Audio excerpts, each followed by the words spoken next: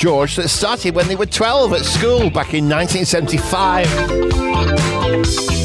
It's about him and his life after Wham as well. You start the book by saying, and I didn't quite, understand what you were getting at, saying that you were always waiting for George. He had you waiting for everything, right? What do you mean?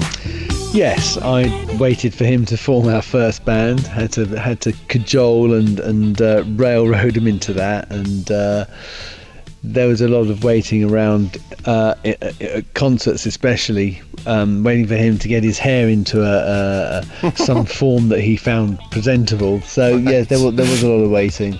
That's true. Yes. Did you find it cathartic to write the book?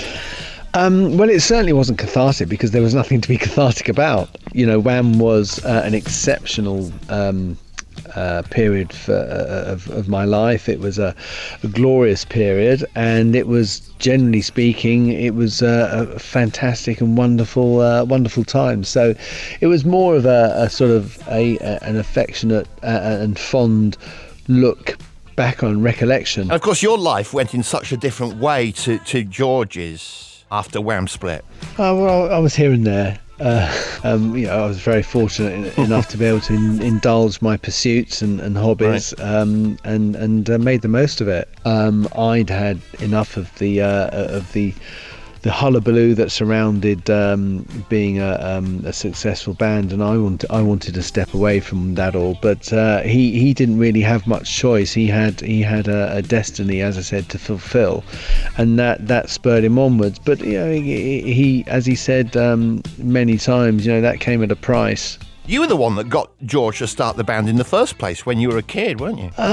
Difficult to say, but quite possibly, yes. I mean, it was certainly one of his greatest talents. So he wanted. There's a strong possibility that perhaps would have happened. But on the other hand, he felt the pressures of his family to succeed academically very strongly, so one never knows. I love the photos in the book, and I love the little captions that you've written under the photos, which are very funny. Yes, I had great fun doing those captions. There were plenty more that weren't used, but there are enough in there that I think give a sense of the sort of the fun we had with each other and the mutual Mickey taking. The thing is, this is my generation. It takes me back to my, teenage years. Oh, you're very kind. Well, I'm pleased that you enjoy it. There's been a very good response so far, and I hope it has conveyed some of what was unique, perhaps, about Wham, and really informed the whole of everything we did. It was very moving when you paid tribute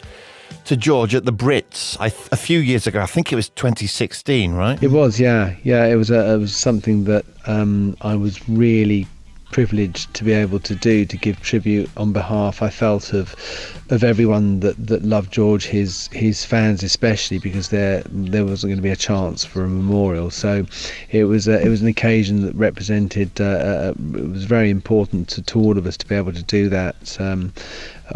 For ourselves, and as I said, on behalf of his public. Was Wham actually an overnight success, or were you grafting away before the hits came? Yes, success came quickly. I mean, despite the fact we Wham Rap flopped first time round and didn't really dent the top 100, I don't think.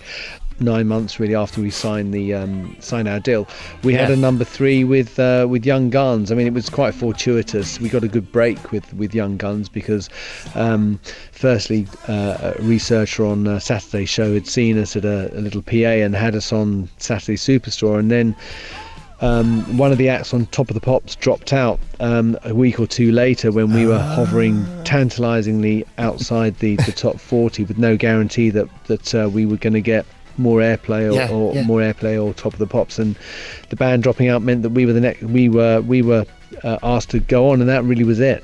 Once we were on Top of the Pops, things absolutely took off. When you think about it, though, for Wham, it was just 3.5 years, wasn't it, really, though?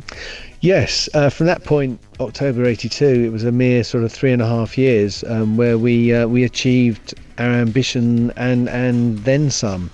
It was certainly the scale and the speed of our success was something that took us we hadn't really anticipated that in any sense, and that scale and speed really hastened the decision to bring Wham to a close, because Wham was essentially about our relationship and an expression of that, a representation of the energy and the vibrancy that we had for life. And George's songwriting was developing beyond the constraints of Wham. He needed to express himself in a different way, and Wham, really, because it was so much the essence of us, it imposed parameters which he wasn't going to be able to develop fully within. Andrew, thank you so much. Wham, George and Me is the book by Andrew Ridgeley. Thanks for talking to us. You're welcome. Thanks.